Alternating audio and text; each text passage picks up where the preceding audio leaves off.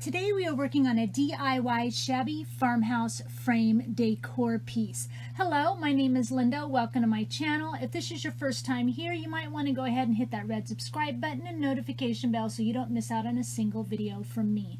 Today's video will be focused on using product from Reneabouquets.com, so let's get started. This is an old frame that I did a paper craft design on years ago. It hung up for 4 or 5 years and it's been in my attic for 4 or 5 years, about ready to go into the garage sale pile, so now you have the whole story. And I'm going to go ahead because I thought of an idea that I could recycle this and freshen it up a bit, and I'm going to go ahead and remove all the pieces including the glass for now. Of course the glass will go back in, and I'm going to remove all these little hooks as well because I don't need those either. I'm going to paint it with this French linen chalk paint. I actually off camera end up adding a little bit of gray to it to give it a grayish tone, and I painted 3 coats, and this is our base coat color. I really want to cover up that burgundy on this frame here because don't really need that to shine through.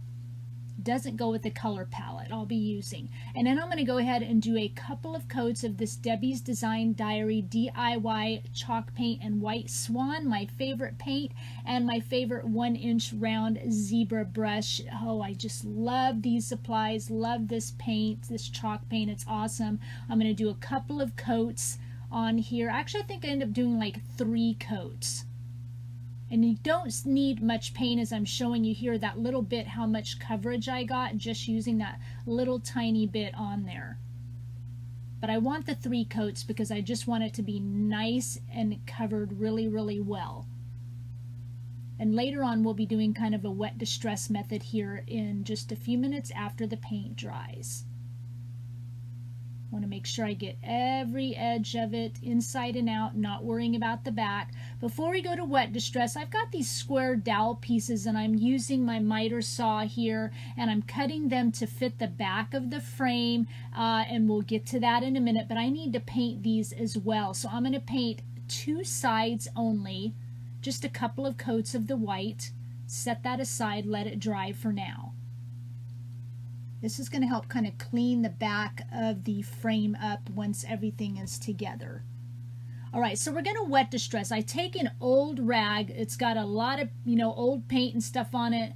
Lint-free rag. You're going to dump it in the water, and then you're just going to basically rub on your dry paint. Now this method works best with a water-based paint. You can use it on an acrylic paint, but you're going to be scrubbing and really putting some hard scrubbing into it, and it shouldn't be that difficult. And you always want to make sure that your rag is, or a brush, you could use a brush, but I usually use a rag, that your rag is nice wet, not sopping wet, but a nice wet, and you just really rub real easy like I'm doing here.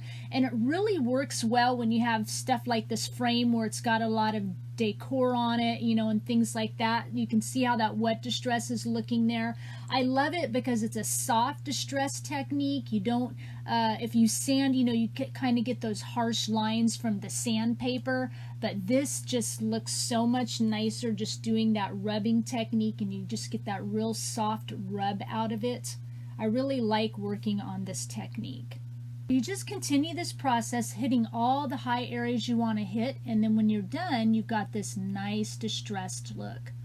With something like this, I don't always, but with this, because I'm going to start gluing embellishments and stuff to the frame itself, it's usually nice for something you're going to handle a lot for a home decor piece to seal it, either with a spray sealer or like this wax that I'm using by Americana Decor. Not really my favorite wax, but I have it in my stash.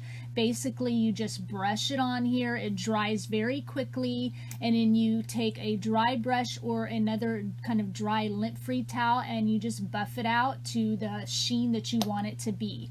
So now just a quick changeover. I'm printing out on my Cricut machine the quote that I'm going to use on the glass part of the frame here. I don't show it a whole lot, show weeding it out and getting it ready because it is white and it just kind of interfered with the camera. So I did all that part off of camera for you.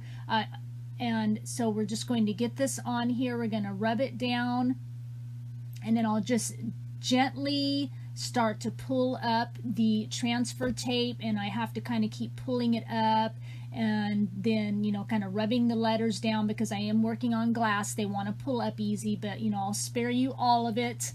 I'll show you a little bit of it, but, you know, I don't want to bore you with the details. And I do apologize. We're working with glass here. So as you can see down at the bottom, you're going to see my light boxes up overhead throughout this process. Got it all ready, making sure it's all nice and stable on my glass. And then we're going to go ahead and use Beacon Fabri-Tac glue and get this glass in. You want to make sure that you kind of add your glue not really close to the edge because it will leak out onto your glass and kind of make a mess. You kind of want to put it in the corner of the frame there so your glass, when you push on it and your glass rests on it, it doesn't smush it out to the front where you'll be able to see it. Okay, I'm getting that all ready and nice and straight in there.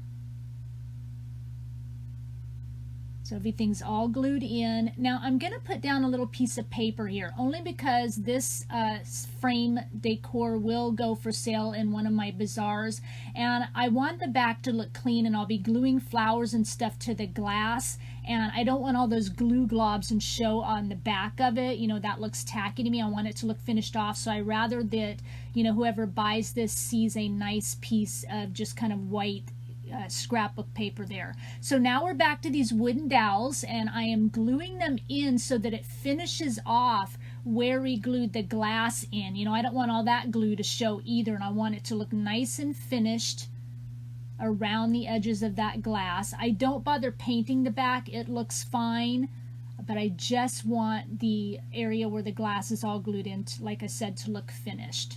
Some glue does kind of sneak up around the wooden dowels, but I get that all off and it looks really nice when it's done. I'll show you here in just a minute. Here we go, all nice and finished off. And now we can go to the front. Start working with our product. This is just a metal hot air balloon. I think I got it at Michael's a long time ago in a little embellishment pack, and I have just a few left. I chose things that would kind of go with the quote, "Love grows best in houses just like this." This is a Reneabouquets Victorian tarnished silver pocket watch, and I'm gluing that in there as well. And this is just a little resin clock. Again, I think I got it from one of the craft stores years ago. These are Reneabouquets mulberry paper flowers that I'll be using. The colors are peach, champagne, and white. These are Prima Marketing flowers from the Lavender collection and Midnight Garden collection. I'll have all the links down below to the product I use from Reneabouquets. And now I'm going to just start gluing around that bottom edge. This is a little wood slice.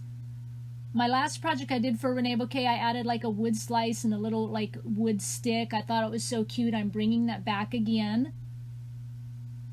This is kind of similar to the last project I did. I mean, in terms of decor and things, but I just still had, you know, some of those supplies out, and I just wanted to use them again. So these are Reneabouquets Beautiful Board Laser Cut Chipboard. These are fall tuck-ins. These are Beautiful Bit skeleton leaves, showing you all the product here. This is Circuit Elements. Be using a small piece from that. You get 2 in a set. These are Beautiful Bit scroll hearts. And these are the words Sparkle, Dust, Fairy, and Moment. I'll be using the word Moment.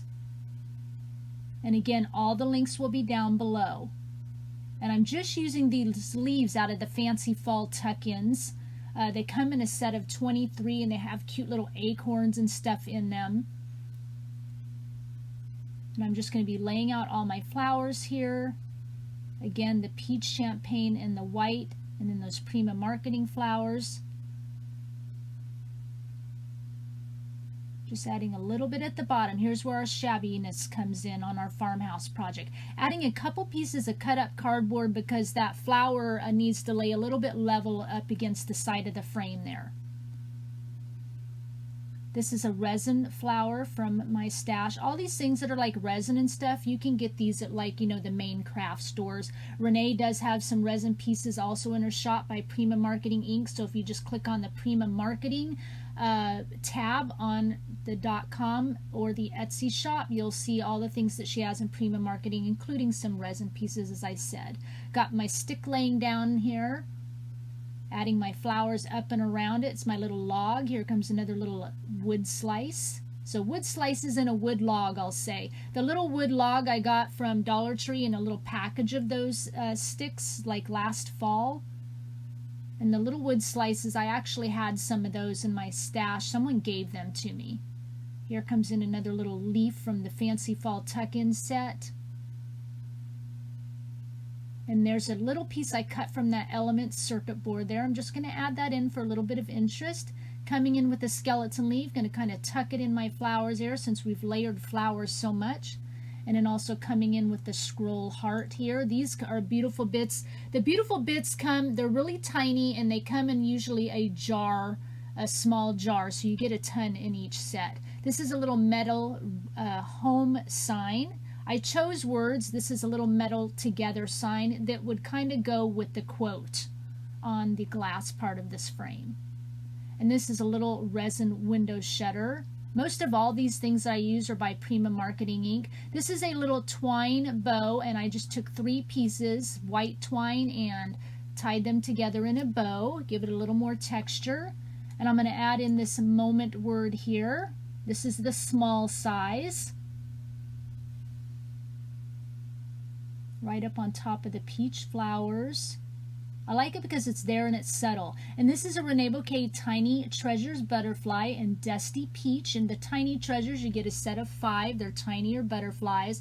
I'm going to be adding some texture with the Prima Marketing 3D matte gel, these art stones, and even some sequins. And this 3D matte gel, it is a matte shade, so when it's dry, it's transparent. It's not shiny. It's kind of like a glue and a sealer. And I usually just dip my paintbrush into it, and then I sprinkle the stuff on top that I want, and then I just let it set and dry. And I love using these kind of sequins. These are them right there, and these little mini art stones. They add just such great texture, the shabbiness to it, still keeping it kind of farmhouse friendly. Again, I'll have all the links down below to everything I use from Reneabouquets, as well as all the links to like the .com if you'd like to go check out what is in the shop, and Etsy, Facebook, Artists with an Edge Facebook group if you'd like to join there for more inspiration from artists around the world using Reneabouquets product, as well as other artists on the design team with myself. I will have close-up photos on Reneabouquets blog and close-up photos on my blog if you'd like to see this a little bit more up close and personal. If you missed my last design team project, I'll have that link down below for you. Make sure you check that out. Leave a comment. Let me know what you liked best about this project. Did you like the color palette on it? Do you like how it's kind of